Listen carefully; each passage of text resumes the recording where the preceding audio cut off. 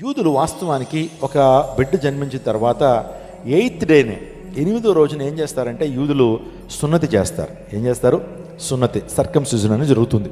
యూదులు కానివ్వండి, మహమ్మదీలు కానివ్వండి, యూదులు ఎస్పెషల్లీ 8th దినాన్న వారు సున్నతి చేసి నామకరణం చేస్తారు. 8వ రోజునే, 8వ రోజున కరెక్ట్గా మీరు ఆలోచించేయండి. 8వ దినాన ప్రజా సంఖ్యలో యేసుక్రీస్తు ప్రభు పేరుని ఏం చేశారు? కరెక్ట్గా 8th డేన సున్నతి జరిగింది, నామకరణం జరిగిందని వెంటనే వాళ్ళు ఏం చేశారు? ఆ రిజిస్టర్ చేయించుకున్నారు.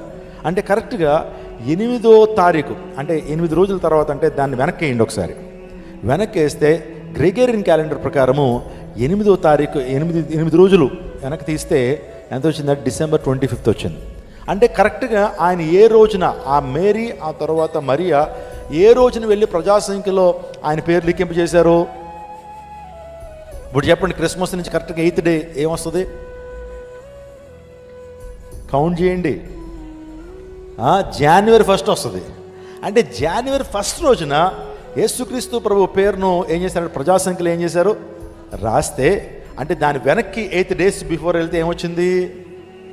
December 25th వచ్చింది. This is explanation. అందుని బట్టి, సో ఇది చరిత్రకారులు ఇచ్చిన నివేదిక.